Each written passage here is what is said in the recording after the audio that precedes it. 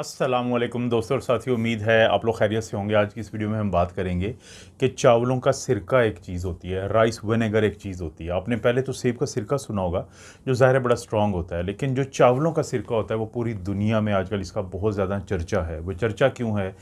एक तो जल्द के लेके बहुत ज़्यादा लोग कहते हैं कि इसको इस्तेमाल करें तो उसमें आपको बहुत ज़्यादा फ़ायदे मिलते हैं, फिर आपको वज़न कम करने में फ़ायदे मिलते हैं, फिर आपको कोलेस्ट्रॉल को बेहतर रखने में फ़ायदा मिलता है, फिर आपकी शुगर बेहतर रहती है, फिर आपकी आंतों की सेहत बेहतर रहती है। तो इतने सारे फ़ायदे हैं किस चीज़ के? चावलों के सिरके के। अब यूट्यूब भरी पड़ी है कि आपको वहाँ पे बहुत आसानी से इसको बनाने का तरीका मिल सकता है। आप घर में बना सकते हैं। अगर आप घर में नहीं बनाना चाहते तो आपको मार्केट से ये मिल जाता है। हज़ारों साल पहले जापानी इसको इस्तेमाल करते थे।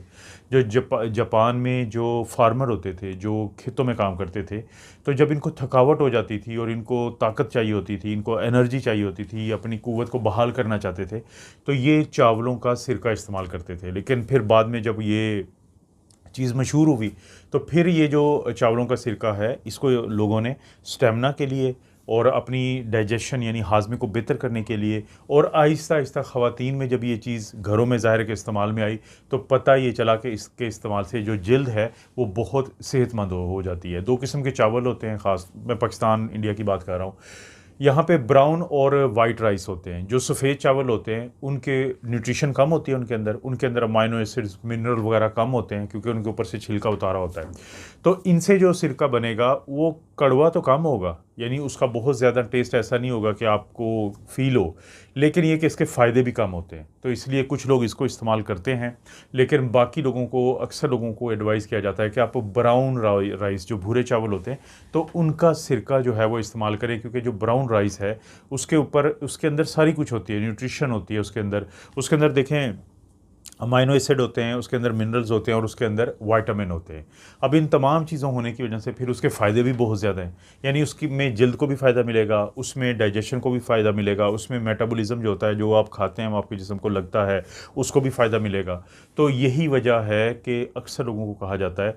देखें, बाहर की दुनिया में, ख़ास तौर पे जापान में, तो ब्लैक राइस जो होते हैं, काले चावल होते हैं, तो उनका भी सिरका बनता है। लेकिन पाकिस्तान में क्योंकि ब्राउन राइस और वाइट राइस इंडिया पाकिस्तान में ज़्यादा मिल जाते हैं, तो कोशिश यही करें कि इसका सिरका या मार्केट से ले आएँ। और दूसरा ये है कि या फिर इसको आप घर में भी 1-2 महीने में ये तैयार हो जाता है, बड़ा ज़बरदस्त। ज़ाहिर है आप अचार वगैरह भी डालते हैं, ये फर्मेंटेड एक चीज़ होती है। पहला जो इसका इस्तेमाल जो पूरी दुनिया में जिसकी वजह से ज़्यादा चर्चा है, वो है जिल्द की वजह से। क्योंकि इसके अंदर, अब वो जिल्द की वजह से क्यों है, क्यों जिल्द को फ़ायदा मिलता है, उसकी कुछ वजूहात हैं। कुछ ऐसी वजूहात हैं, रीज़न्स हैं कि जिनकी वजह से आपकी जिल्द में, उसमें ग्लो आता है, उसमें तरोताज़गी आती है, उसमें सेहत आती है, उसमें चमक-दमक आती है। इसके अंदर मौजूद होता है एसिटिक एसिड। अब एक तो ये है कि इसके अंदर एसिटिक एसिड होता है, दूसरा इसके अंदर अमाइनो एसिड्स होते हैं, तीसरा इसके अंदर एंटीऑक्सीडेंट्स होते हैं।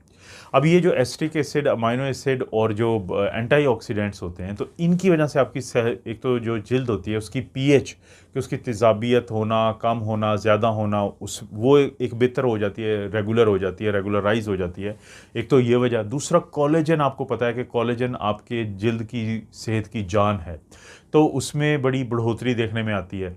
और इसी तरह से जो हाइड्रेशन का लेवल होता है, यानी जो पानी है वो खुश्की नहीं होने देती आपकी जिल्द में, और कोलेजन की तरह जो हाइड्रेशन है वो भी ज़िंदगी है आपकी सेहत की। तो ये जो चीज़ें हैं, ये सारी इकट्ठी होके आपके जो जिल्द है उसकी सेहत को बेहतर बनाती हैं।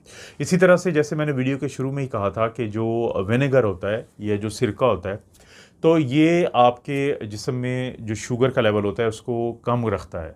उसकी वजह से आपके जिस्म में, क्योंकि ज़्यादा शुगर रहेगी तो इन्फ्लेमेशन ज़्यादा होती है, और जो ज़्यादा इन्फ्लेमेशन होती है उसकी वजह से भी आपकी जो जिल्द होती है वो ख़राब होती है। तो आपकी जो जिल्द की सेहत है उसको इस तरीके से भी ये बेहतरी में लाता है। लेकिन उसके साथ साथ इसके अंदर जितने भी फर्मेंटेड फूड्स होते हैं, आपको पता है, जैसे दही का हम अक्सर जिक्र करते रहते हैं, या पिकल्स जो होते हैं, अचार, उनका जिक्र करते रहते हैं कि उनके अंदर प्रोबायोटिक्स होते हैं, अच्छे वाले गट बैक्टीरिया, आंतों के बैक्टीरिया होते हैं, जिसकी वजह से फिर आंतों की के जो बैक्टीरिया हैं या आंतों की सेहत का जिस तरह दिमाग से ताल्लुक़ होता है और इसी तरह ताल्लुक़ होता है आपकी जिल्द के साथ भी। तो जब जैसे ही आपकी आंतों की सेहत बेहतर होगी तो आपकी जो जिल्द की सेहत है वो भी बेहतर हो जाएगी।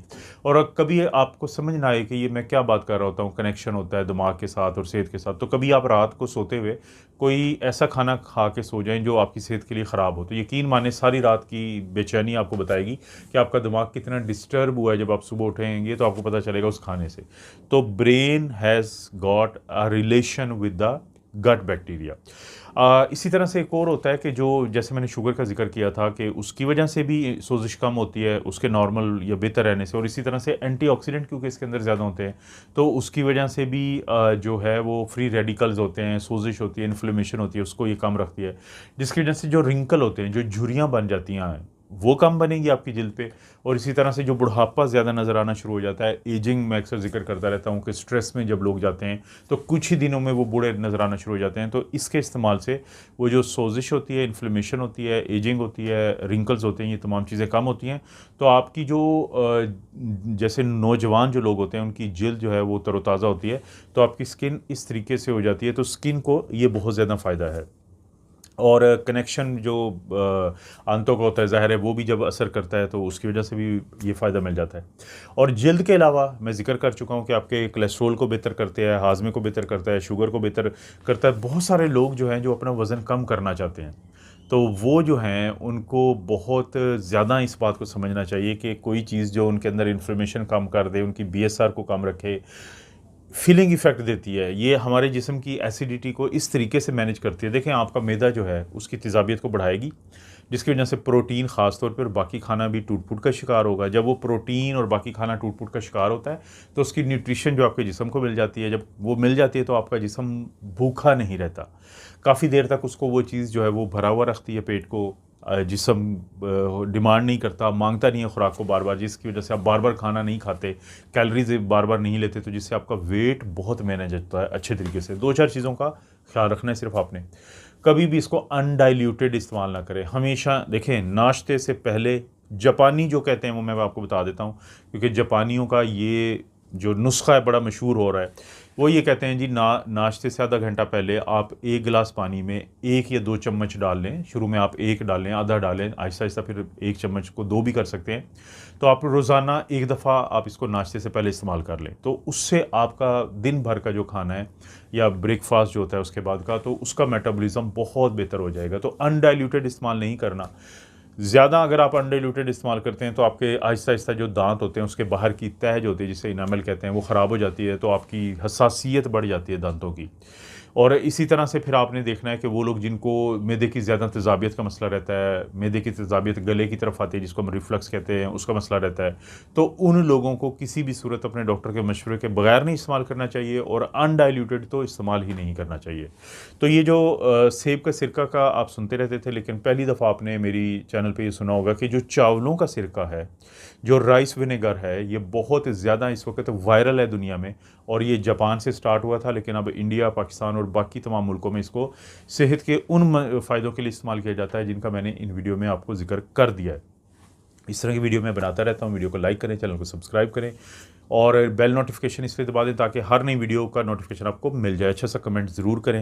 वीडियो को सिर्फ वहाँ पे शेयर करना है जहाँ पे इस तरह के लोग बैठे हों, उस सोशल मीडिया प्लेटफॉर्म पे जिनकी दिलचस्पी हो इस तरह की वीडियोज़ में, वैसे आपने नहीं शेयर करना। आप अपना और अपनी फैमिली का ख्याल रखें। अल्लाह ताला आपको और आपकी फैमिली को हर किस्म की बुराई, बीमारी और आजमाइश से महफूज रखे।